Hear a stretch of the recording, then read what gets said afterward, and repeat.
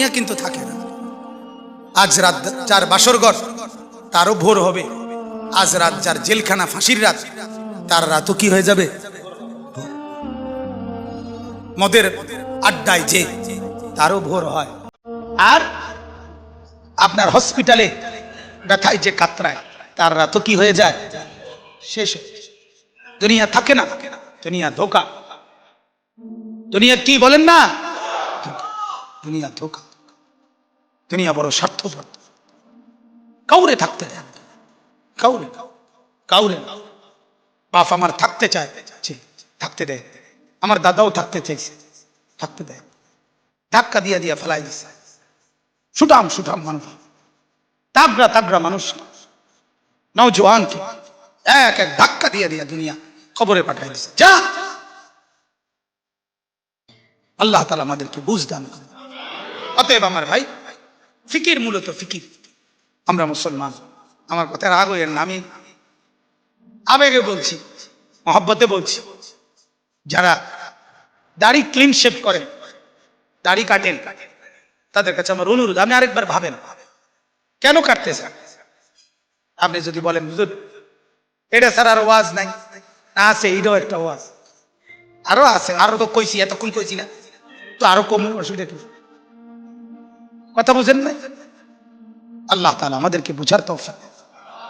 তাহলে মূল ফিকির হলো মৃত্যু।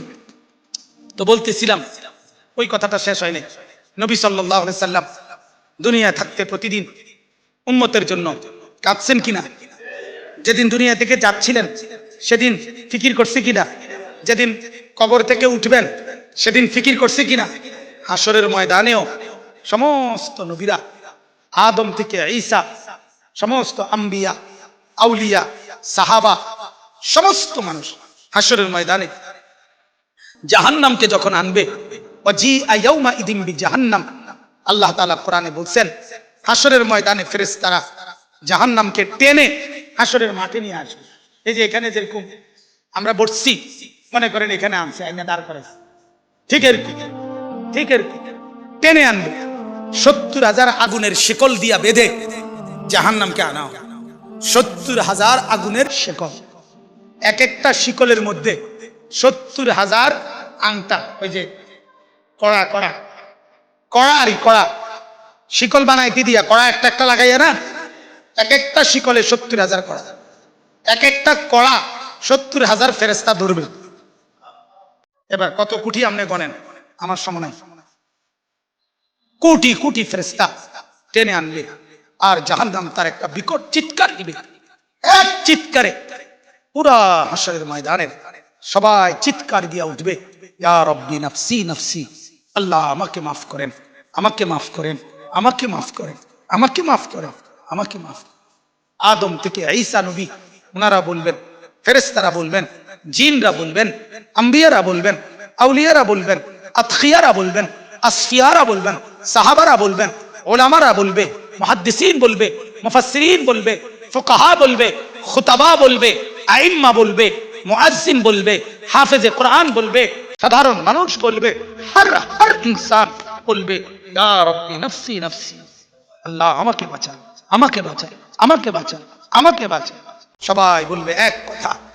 সবাই হঠাৎ করে শুনবে কে যেন একজন কোথাও বলতেছে, কোন এক পাশে দিয়া শোনা যাইতেছে একটা আওয়াজ, ইয়া রব্বি উম্মতি উম্মতি, আয় আল্লাহ আমার উম্মতকে বাঁচান, আমার উম্মতকে বাঁচান, আমার উম্মতকে বাঁচান।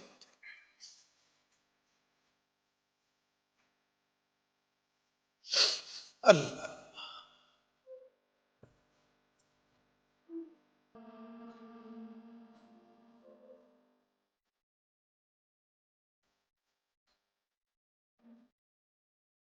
আল্লাহুম্মা সাল্লি আলা।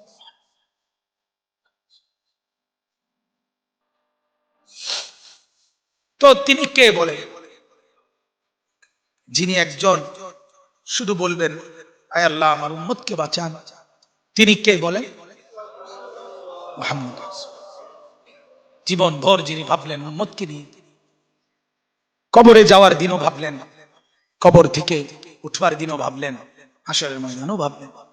সেই তিনি পর্যন্ত, আমার বলার উদ্দেশ্য ছিল এই কথাটা, সেই নবী পর্যন্ত এত ফিকির যার উম্মতের জন্য, তিনি পর্যন্ত নিজের কথা ভাবছেন। এই কথাটা লেগে এতটি কথা কইছে, নিজের ফিকির, ইসলাহে নফস, ফিকিরে নফস, এটা এই পরিমাণ দরকার। ওলামায়ে কেরামকে বলি, ওলামায়ে কেরাম, আওয়াম সর্বসাধারণ, আপনারাও তো বুঝেন, বাকি যারা আলেম আছেন আপনাদেরকে বলি, নিজের ফিকির, ইসলাহে নফস আপনাদের জন্য জরুরি, আমার জন্য জরুরি, ইমাম সাহেবের জন্য জরুরি, মুহাদ্দিসের জন্য জরুরি, মুহতামিমের জন্য জরুরি, শাইখুল হাদিসের জন্য জরুরি, হাফেজ সাহেবের জন্য জরুরি, নুরানির উস্তাদের জন্য জরুরি, খোদার কসম জরুরি। নিজের ফিকির, নিজের ফিকির, নিজের ফিকির, নিজের ফিকির, আমার সংশোধন, আমার খবর, আমার নিজের টেনশন দরকার। এটা আমাদের মধ্যে বড় ঘাটতি। এখন ওই যে ওলামা সম্মেলন লিখছে, অনেক আলেমও আমি চতুর্দিকে দেখা যাচ্ছে। আপনাদের কাছে বিনীত অনুরোধ, নিজের ফিকির করবেন, কওমের ফিকিরও করবেন, তালেবে ইলমের ফিকিরও করবেন, মুসল্লিদের ফিকিরও করবেন।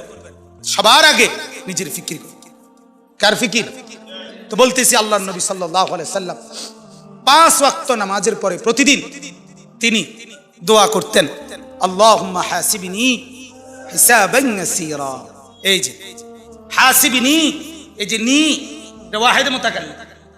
আল্লাহ, আমি মুহাম্মদ বলতেছি, আপনি আমারে দুনিয়ায় অনেক ইজ্জত দিবেন, আপনি আমারে আখিরাতে অনেক সম্মান দিবেন, আমি জানি, কইছেন আমারে, কিন্তু আল্লাহ আমার এত কিছুর পরেও আমার ভয় হয়, আমার হাসরের মাঠের ভয় লাগে, আমি মুহাম্মদেরও ভয় লাগে।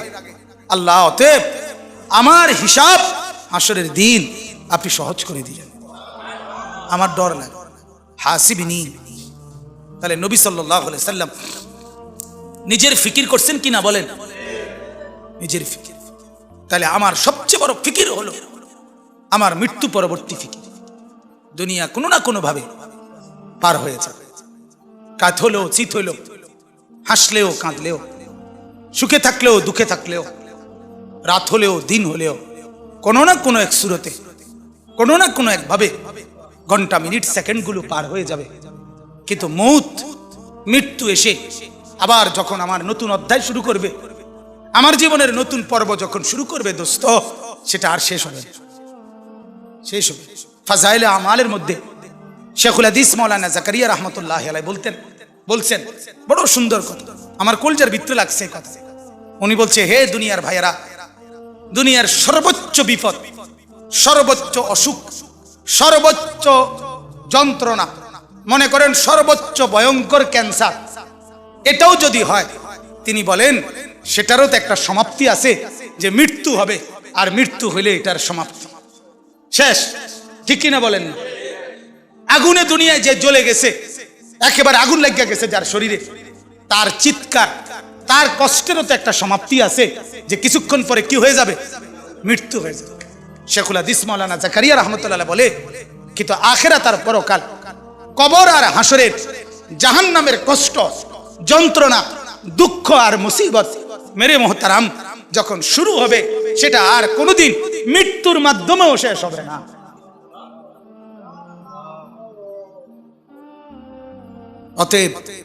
অতএব এখানে হেরে গেলে সমস্যা নাই, এখানে দুঃখে থাকলে সমস্যা নাই, এখানে অভাবে থাকলে অসুবিধা নাই, এখানে আর 10 জন সুখে থাকুক, আপনারে খোদায় কিছু দিল না, এত কোনো অসুবিধা নাই।